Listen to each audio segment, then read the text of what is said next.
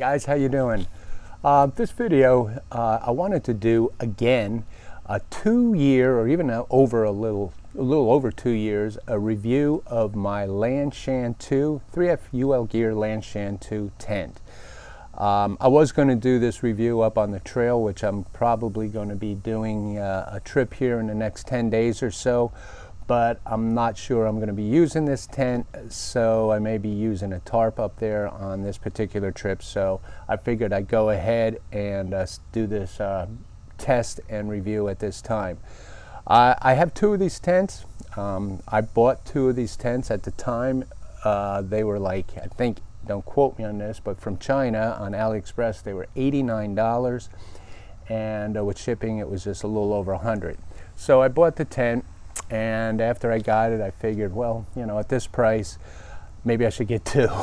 So I did. I bought 2 of these tents, and one of them I used exclusively on all my trails and all my trips, and put it through some extreme conditions and weather, and it's worked out real well. The other tent, I've had it to lend out to family, friends, and people who needed a tent, or even an extra tent if my wife or somebody wanted to come with me. I had another tent to use, and that tent was used fairly a lot, but not as much as the one that I use all the time. So we'll get into a few tests here that I want to do. I want to check for leaks. I want to check for any kind of pinholes, tears, or rips.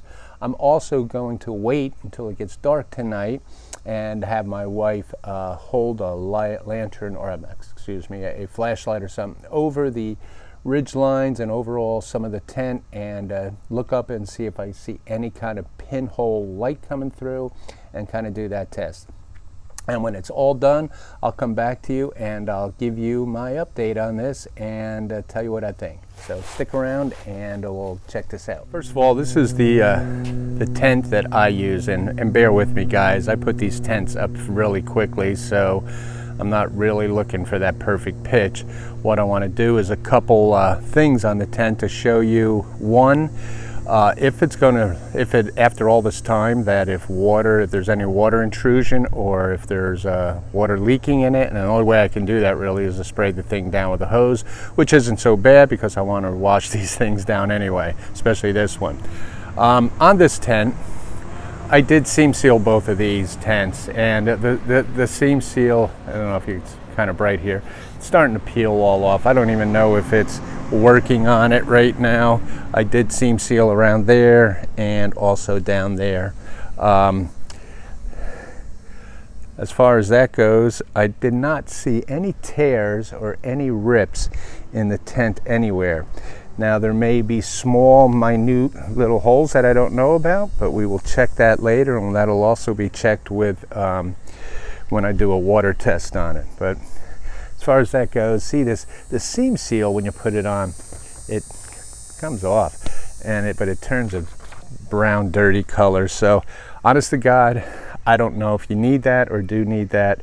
I did it just for peace of mind, and you know, I didn't have any leaks whatsoever. So let's go on to the other one. So here's tent number 2. I don't know what it is. It always seems like I pick the hottest days to do things like this. But anyway, this is the tent that I pretty much lent out to people, and it's dirty as usual when you lend things out to people, but this one got a lot of use also, and I did also do some seam sealing along this one, which, as you can see, it's all flaking off. It really doesn't have any seam sealing on right now. If it really needed it, I guess I could do it again. Not the perfect pitch again, but I'm kind of constricted with areas here where I can tighten things up a little. But I do need to tighten them up. You can always pull these straps, tighten them a little bit. The pull-outs.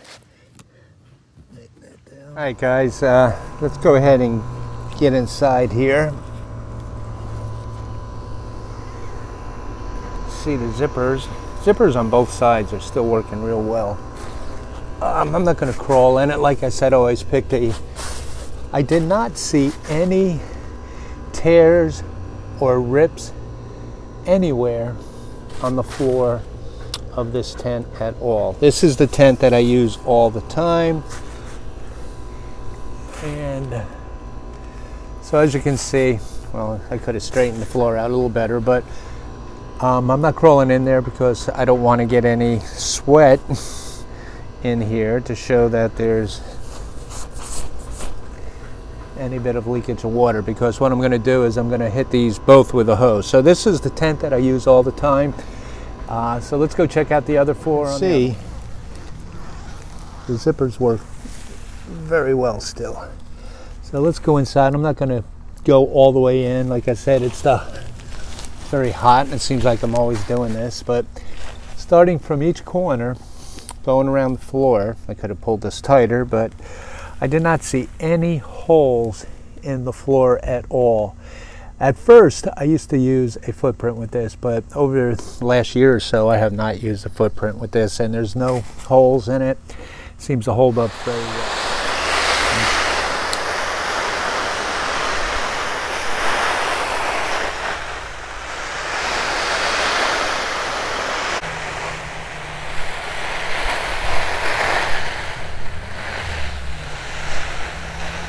Moving on to tent number 1.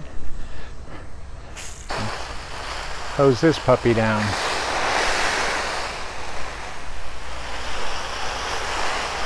All right, here we are in tent number 2. This was open over here. As a matter of fact, that's green, and that vestibule area there, I sprayed between it so there would be water on the vestibule floor, but I've got nothing in the tent. I've got water here because I just laid my hand down there, my wet hand. I went like this.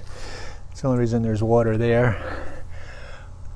I see no leakage at all anywhere in tent number 2.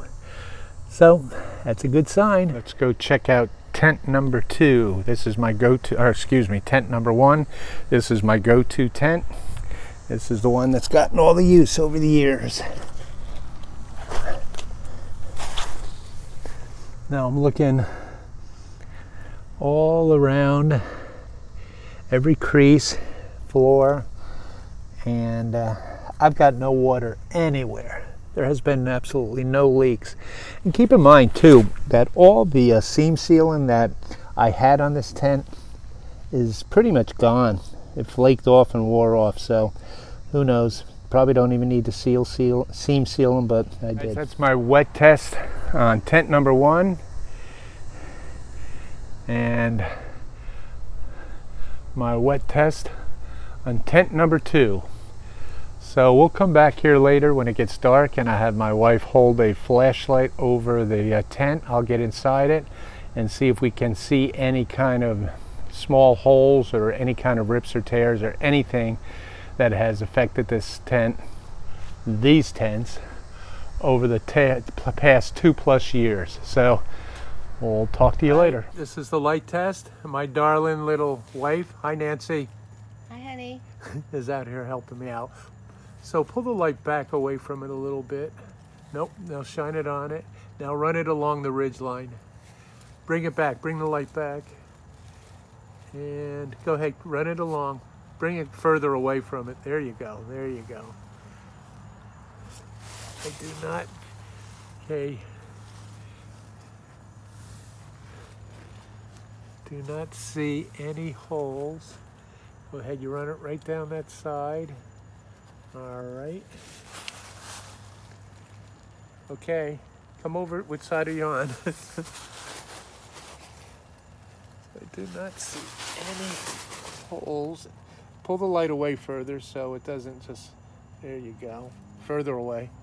There. All the bugs. All right, this is the other side of tent number 1. I do not see any holes anywhere along, even by the pullouts. Guys, look at that. So this is tent number 1. This is the tent I use most of the time. We are going over to tent number 2, and we will give this one a shot. Going along the ridge line up at top, and I do not see any holes at all coming down the sides. On the pullout, on the guide out right there. Everything looks good. All right, coming up over on the other side. This is on the other side of tent number 2. I do not see any right here by the guy out. It's nothing, all up along the sides. And not one small hole that I can see. Thank you, honey. Okay, my pleasure. Well, good morning, guys. I thought I'd quickly wrap this up. As you can see, these 2 tents held up very nicely, at least for my portion of the test on them. I take care of my equipment, but I don't baby them. I feel that these tents should hold up for rough conditions. I mean, a tent is made to be out in the woods in rough conditions. I'll take the tent after I break it down and I'll just shove it any which way I can into a stuff sack. I've heard that if you roll them up, if you fold, sill nylon every time the same way, it can form creases, which is a recipe to get tears and holes in the tent. So basically, I just stuff them in a stuff sack, so my laziness is paying off. Also keep in mind that these are, the 2 of them are trekking pole tents, so you are required to have trekking poles setting these tents up. Or you can go to the Z-Packs website. They have these folding carbon fiber tent poles that weigh 2.5 ounces each, and you got to buy them separately. But they're 48 inches, and they would work really well with this tent if you didn't want to carry trekking poles with you. I recommend this tent highly. Of course, I'm going to say that because I have 2 of them, but with the price, the durability, and the ease of setting it up, you can't beat this tent. Now, I'll put a couple links down below where you can purchase this tent. One of them is from Amazon, and the other one is from ALLIEXPRESS, straight from China. Both are reliable companies to buy this tent. Keep in mind that the 3F UL Gear Lanshan 2 goes by many names. It seems to have morphed off into the Flames Creed, the Mir, M-E-I-R, I think, and now just recently there's one called Kiki Live or something like that. It's all the same tent, same weight, same dimensions, and it pretty much, you'll see the price differentials if you go around and start shopping it. The links I put below are pretty much the best price that I could find, actually, and so that's it. I recommend this tent highly. So getting away from the tents, I got a trip coming up here real soon, maybe within a week, 10 days. I'll know for sure. So make sure you stay tuned for that. Should be a pretty good trip. I'm going to do like 4 days, 3 nights, and it'll be, of course, up north. So again, I want to thank you for watching. Please hit that subscribe button, and I'll see you on the next one. And thanks again for watching. Bye-bye.